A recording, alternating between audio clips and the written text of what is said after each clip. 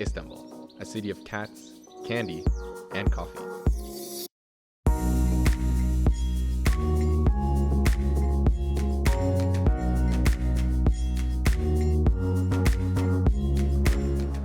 And of course, so many other things that make this place an absolute wonderland for the senses. But today, naturally, we're gonna focus on coffee, and specifically where the old meets the new, where traditional meets modern. I wanna take you on a bit of a journey through 5 unique cafe concepts that I visited over the past few days here in Istanbul. Come along for the ride. Let's go check them out. Before anything else, Turkish breakfast. This spread was absolutely amazing. I ate here a few times, and after trying their Turkish coffee, I asked where they got it. Of course, I was told it was a classic Istanbul coffee roastery at a nearby market called the Egyptian Bazaar. These bagels look good. So I decided to pop by super quick to check it out. Turns out, Kuru Kahveci Mehmet Efendi is the oldest coffee roastery in Istanbul. They were the first to start selling roasted and pre-ground coffee for home back in 1871. Later on, I hopped on down to the Karakoy neighborhood to check on a spot called Chronotrope. Apparently, they're one of the pioneers in the specialty coffee scene here in Istanbul, and I was eager to try some of their filter coffee. I opted for a unique lactic fermented Colombian pour over and played with one of the visiting cats for a bit while I waited.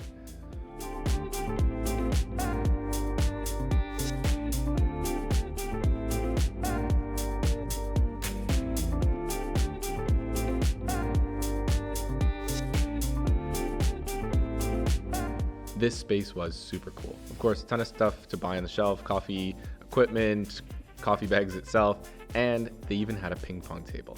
I don't know if they used it, but it seemed like a nice place to sit with my funky coffee. Nice pastries, sandwiches, and they had this Basque cheesecake. But more on that later, so don't forget.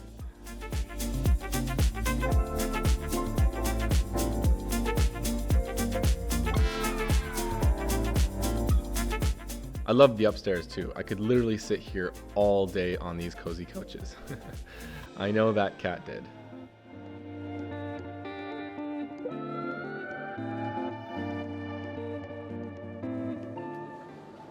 So Chronotrope is here in the Karakoy neighborhood, but I feel like sitting here on a Sunday morning, sipping my great lactic fermented coffee does not really do this neighborhood justice. So this right here is Karakoy during the day, and this is Karakoy at night. Very lively, quite a different vibe. And that's one thing I've noticed actually about the cafes here in Istanbul. A lot of them are open pretty late. So even if you just want a coffee, tea, you want to hang out with the kids here, you can do so until the late hours of the evening, even midnight sometimes. But it's a little too late for me to drink some coffee, so let's head back to the daytime. And as you can see, nice little cafe behind me serving some great coffee, chill vibes. It's called Factory Art. Next, I zipped on across town to check on a few more cafes in the Nişantaşı neighborhood. I wonder how these bagel things actually taste. Alright, so I arrived at Kahverengi and I was really ready to try a nice spro. The barista was super friendly and pulled me a shot of their signature blend. He explained to me that the company has been at it since 2013 and actually had another location in a Turkish island called Bozcaada. Maybe check it out if you're there.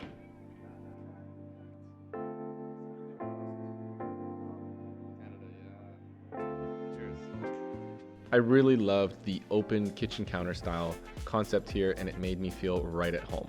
So I decided to try their Turkish coffee as well. I think I'm gonna get pretty caffeinated here. They had a dedicated grinder just for Turkish coffee. So just grind it up, grab a spoonful here, all right, bring it over, put it on it, and this electric Turkish jezva is kind of interesting. I never saw that before. So you put the water in, let it brew, stir it up a bit, and we're ready to drink a Turkish coffee. By the way, kahverengi actually means coffee colored, or the color of coffee.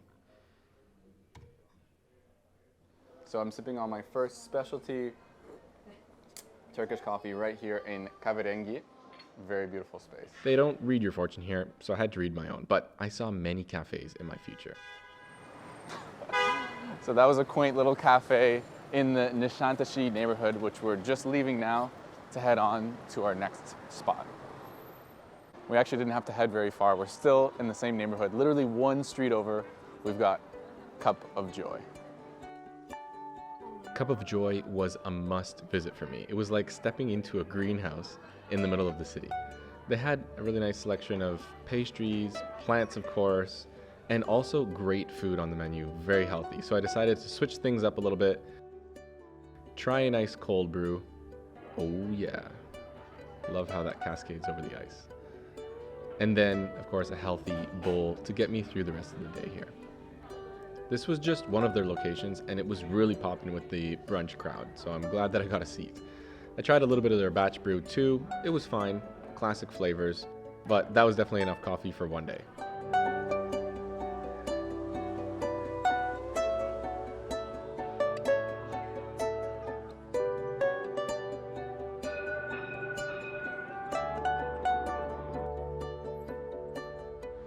So I took a quick detour away from the hustle and bustle, the winding streets of Istanbul, to take a glance at the Marmara Sea. This is a beautiful, beautiful sunset.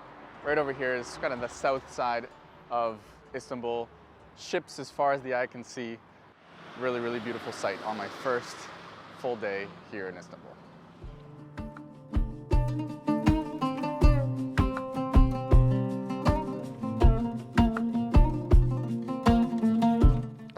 Breakfast. This bagel thing is actually called simit peynir, and I got it with olive spread.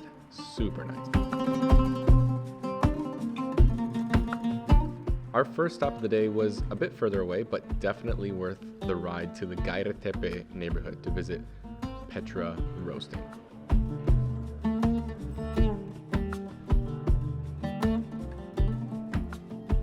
And I absolutely love the design here. Everything from the coffee bags, good old Wizard of Oz, the espresso bar made out of pallets, and quite a few unique coffees on the menu as well.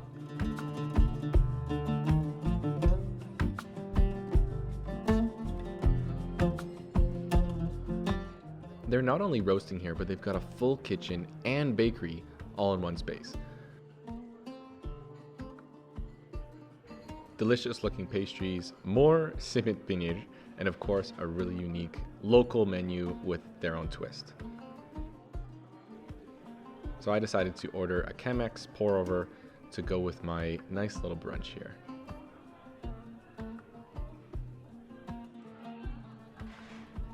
This right here is a natural Ethiopia, and it was very good.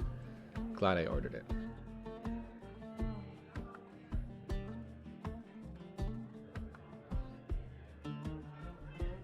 And the bread was to die for. Really mixed well with this sort of saucy sour cream yogurt style thing with perfectly cooked runny eggs on top. They even had a little market with artsy stuff, coffee gear. I could also spend all day here, but they were super busy and probably trying to get me out of there. So on to the next.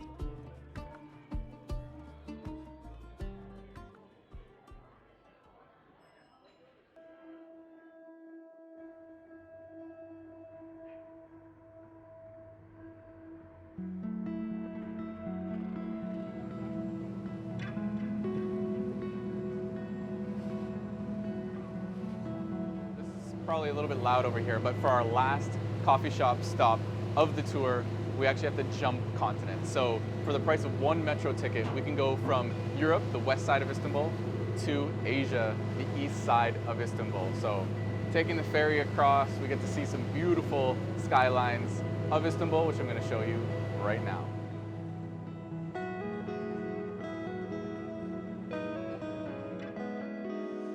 Today is my last full day here in Istanbul. I've had an amazing time exploring the local coffee culture here, visiting a ton of different specialty coffee shops, and actually I thought, you know what, I cannot leave Turkey without learning how to make a proper Turkish coffee. So that's why we're out here in this kind of residential area, hanging out with the cats, because this is where we find paper roasting, coffee and chocolate. And specifically, I wanted to catch up with this very special guy in the Turkish coffee scene, Deniz Tombologlu. which is you right now. Yeah, I am right now that one. He is the 2020 Cezve İbrik champion of Turkey, and I wanted to film his championship recipe and chat coffee. Really, really nice guy. He even let me in behind the bar to film a bit of the barista workflow. So double shots all around.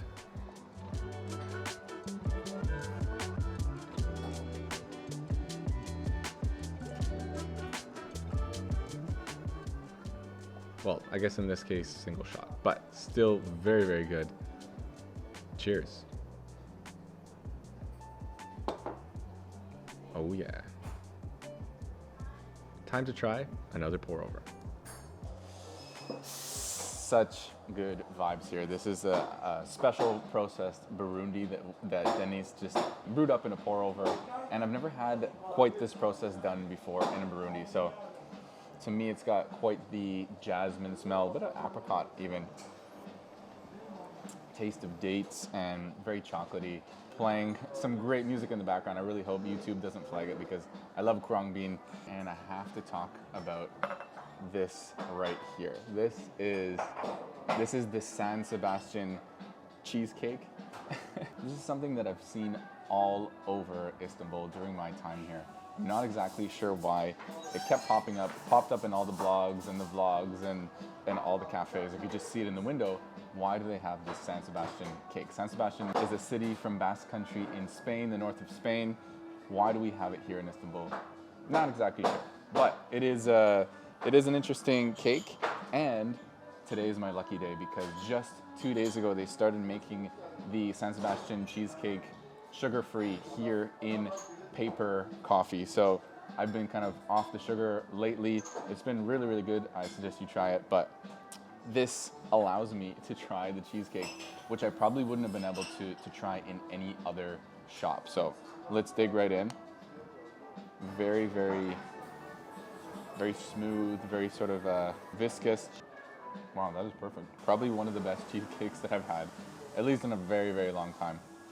And they even have this sugar-free apricot marmalade. Can you imagine? Just these two together. I know we're getting a little bit off topic. Let's get back to the coffee here, but try the cheesecake if you do come by. Paper, coffee, and chocolate. Really artsy space. They even had a downstairs for co-working, but we weren't really there for that. So heading on back upstairs, of course they have chocolate. Gotta have chocolate. I didn't dig into the chocolate, but I did try their special coconut latte. It's got a little bit of sugar in the bottom, some milk, steam that up, pour your espresso in, and then we've got an expert latte artist here pouring us a nice little swan. I'll be completely honest, it's not really my thing, but I did have to try it. Nice and sweet, and I washed it down with some tea. So that concludes our coffee tour of Istanbul coffee shops, and I'm here at Paper Coffee with Dennis. He is the 2020 Cezve İbrik Turkish coffee champion, and he's gonna show me how to make the perfect Turkish coffee. But that's another video, so click this video right up here, and I'll see you over there.